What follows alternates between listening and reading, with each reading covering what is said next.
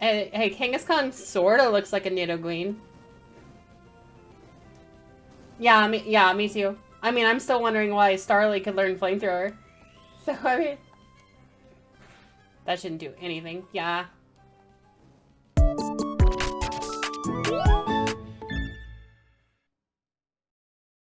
Hello, everyone. It's Kitno here. Well, last week went pretty smooth, and I'm feeling pretty confident about our chances at winning the Pokemon League. We have a fairly diverse team, so we should be able to handle most threats. Enemy Pokemon levels is the only real thing I'm worried about. And with all that out of the way, let's get moving. And as always, let's have some fun. With all 8 badges in hand, we can now challenge the Elite Four. We're finally at the end of the game. We first need an HM user that knows Waterfall, as it is mandatory to get through Victory Road. We make a quick visit to the move deleter and get rid of Dive on Starly. We won't need Dive anymore, so we just replace it with Waterfall. Of course, we must move through Victory Road first to reach the Pokemon League. We use a Max Repel to help speed us through Victory Road. However, they seem to not have any effect here. Well, this is going to take longer than I expected it to. At least we can catch the first Electrode we ran into. Oh, also notice the Electrode is level 40. That doesn't bode well for our Elite Four. We name Electrode Volti 2.0 and move on. The trainers in here have Pokemon in the low to mid 40s. I'm guessing that the Elite Four will have Pokemon in the high 40s and maybe into the 50s. This is really scary. We will have to see when we get there though. For now, we need to get through Victory Road. The rest of the cave past the first level is dark, so it looks like I need to teach Flash as well, since I don't have the map memorized.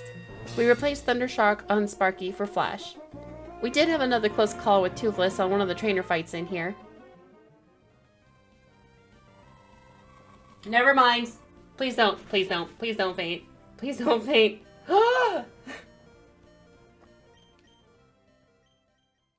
Yeah, I had no idea Octillery could learn Aurora Beam. Close one, but Littlefoot handles the rest of the Pokemon easily. This section of the game is honestly really slow. The trainers are just hard enough to keep us cautious, but the real pain is the wild Pokemon. Max Repels are ineffective, and because I don't remember the map, we run into tons of wild Pokemon trying to fight our way through. It's honestly a long slog all the way through. I really cannot wait until we can start challenging the Elite Four. There is one random trainer in here that is worth mentioning though.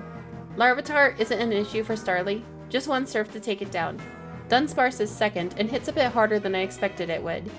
We do get a Confuse Ray in though. Another takedown brings us into red HP and it's time for a switch. Okay, good. Yeah, if we took a crit, that was really bad. That was a really bad play. I shouldn't have done that. It knows Pursuit. Oh, please don't. Fuck. How did I know it was gonna switch? That's really not good. We really couldn't afford a loss like that right now. To add insult to injury, Dunsparce also almost takes out Toothless with Endeavor. Are you serious? Next is Ponyta, and of course we don't have our Surf user. Swapping to Neon, we take a takedown, which crits and brings us to red HP right away. Okay, I am really getting frustrated at this point. My only real option is to swap to Salamander, who also takes a critical hit takedown. Okay, game. We heal Salamander and take down Ponyta with Octazooka. Last is Shedinja, and Flamethrower, naturally, takes it down. What a turn of events. I wasn't even going to fight this trainer. I only did because I noticed the Pokeball. It also turned out to be a Firestone, so we basically lost a Pokemon and wasted our time for no reason. How frustrating. We have no way to leave the cave quickly and replace Starly on the team, so we just continue on. We are nearing the end of Victory Road as it is anyway. We finally make it to the cave exit, but we have one more trainer we must fight before challenging the Elite Four.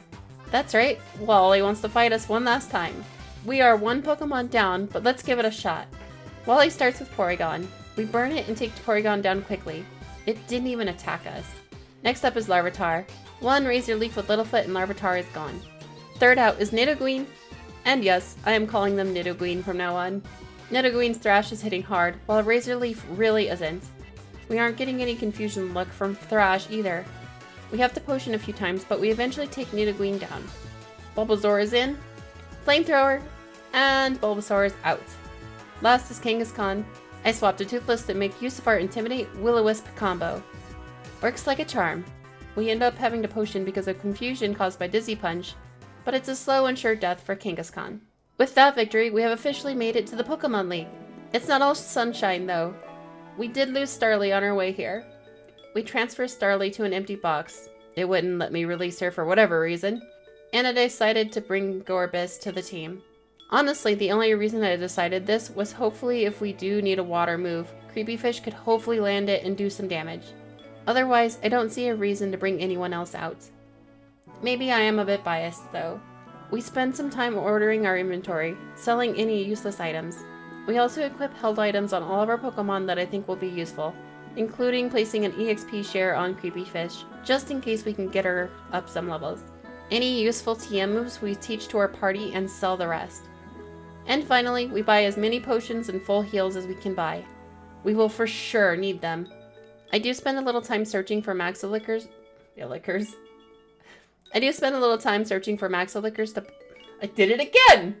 I do spend a little time searching for Max Elixirs to buy, but found out that you cannot purchase them in this game. Before we attempt the Pokemon League challenge, I wanted to give a shout out to my friend Keith.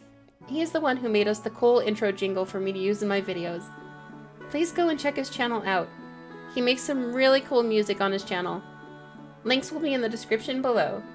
With all that said and done, we are ready to attempt the Elite Four. Once we enter, there is no turning back. Let's see how far we can get. And let's have some fun. Our first challenge is Sydney. He starts us off with Typhlosion. Right off the bat, this is a hard Pokemon for us to deal with without Starly. We try Fly and hit a critical hit right away, forcing him to full restore. Lucky for us, Flame Wheel isn't doing a ton of damage, so we just need to outdamage Typhlosion, preferably without getting burned. Unfortunately, we do take a burn, forcing us to heal. Next Flame Wheel, and we get burned again! This isn't a good way to start. We heal the burn and take a Flame Wheel for free. Another Flame Wheel, and we get burned again! Are you kidding me? We use a full restore this time around. We can finally get some attacks in and take down Typhlosion finally. This is a rough start. Arbok is next, and again, we don't have a great answer. I try Salamander, and Flamethrowers are doing okay damage. Arbok is just using Acid, so we just need to outdamage him. Arbok goes down, and we didn't even get poisoned. Third is Lugia. I try Sparky, and we take a Hydro Pump for massive damage. Thunderbolt hits, but even with super effective damage, we only do about a quarter damage. That's bad. I start healing Sparky to stall. I can't think of a better strategy. Just so all of y'all know, I have a Bright Powder on Sparky, so Lugia's hit chance is reduced. I must be really unlucky because it keeps hitting me with everything. I think we only got one Hydro Pump miss. I start trying to use Flash when possible, just so we can stall Lugia out. Lugia finally runs out of Hydro Pumps and starts using Gust to attack. We have Sparky use Flash as much as I think we need and proceed to knock Lugia out slowly, healing with potions as needed. Next up is Ladian. We send out Salamander, Potion, and 2 Flamethrowers knock out Ladian. Finally, an easy Pokemon. Last is Medicham. Medicham starts with High Jump Kick, which does scary damage. Wing Attack doesn't do very much, unfortunately. We take the risk to heal up Toothless, and he uses Calm Mind. Perfect! We can swap to Toothless now. Of course, we're going to stall with Will-O-Wisp and Withdraw. Not before taking a critical High Jump Kick, though. Another potion down. We use Fly and get a critical for the knockout. Well, we win this fight! The first of 5. There's no way we can win in our current condition, but we will get as far as we can. Who knows, maybe the rest of the Pokemon will be all weak baby Pokemon. Next Elite Four member is Phoebe. And she has a Suicune to start us off. That's less than ideal. I go for the Panic Stall option and try Will-O-Wisp. Will-O-Wisp? I don't know. Oh no! Well...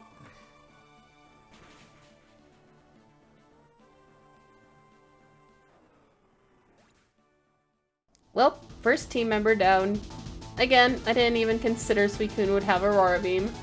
Frustrated and not thinking, let's be honest, how much does that happen anyway? I swap into Venusaur, because grass type versus water, right? I apparently immediately forgot she had Aurora Beam. Luckily, it doesn't faint, but we miss our Sleep Powder. Now I have to switch. We send out Sparky and tank an Aurora Beam, and I use the term tank here very loosely. We potion up and Suicune starts using Bubble Beam, which surprisingly hits harder than Aurora Beam. I literally have to potion no matter which move Suicune uses. I take a quick look at my party, and the only Pokemon without a weakness to Suicune other than Sparky is Creepy Fish. We let Creepy Fish give it a go, and surprisingly she can tank Suicune's damage pretty well. We use Milk Drink to stall. We even hit a critical confusion and it didn't do anything. Suicune starts a rainstorm and now we can't tank the bubble beams anymore. My only chance here is to get a swap in on Littlefoot, Sleep Powder, and hopefully take her down before she wakes up. We heal Littlefoot, sacking Creepy Fish in the process, and try Sleep Powder. We are literally planning on a chance here. Luckily, we hit Sleep Powder first turn. Can we take down Suicune now? One Razor Leaf crit and she is low. She wakes up next turn though and crits with an Aurora Beam. Littlefoot manages to hold on and we faint Suicune. No time for celebration as Sneasel is next. We swap to Salamander. We can take 2 slashes as long as Sneasel doesn't crit. We need to potion, but 2 flamethrowers get us the faint. Azurill is out next and we swap to Sparky. We heal and Azurill uses Slam, which hits way harder than I was expecting. Thunderbolt didn't even get her to half health. We have to potion a couple times, but we eventually take down Azurill. Next is Ditto. Not too hard to deal with. We keep Sparky out so it'll transform into Raichu. And then we swap to Neon since the only attack it can hit us with is Quick Attack and Air Cutter. Dragon Breath paralyzes and we Sand Attack for safety. This takes a little bit of time, but overall Ditto goes down easily. Last is Ghastly. Crunched us over half of her HP, but we need to heal to survive Nightshades. This Ghastly does no Destiny Bond though. One of my favorite moves, as I'm sure y'all know. It's just a game of chicken at this point. I finally take a risk and sneak a crunch in after it misses Confuse Ray. That was total luck, but we have defeated Phoebe. 2 Elite Four members down, 2 more to go. Let's see how the next one goes. Glacia is next and she starts us with Regirock. Luckily we get the Sleep Powder first try. Razor Leaf isn't doing as much as I would like. Regirock wakes up and hits with Ancient Power. Luckily, not doing more than 50% HP. Glacia uses a full restore, but we put it back to sleep. Regirock wakes up and gives us more Ancient Power, but we knock it out. Next is Lugia's sister, Ho-Oh. Yep, we have to stall this hard. Sparky is out and Ho-Oh misses with Fire Blast.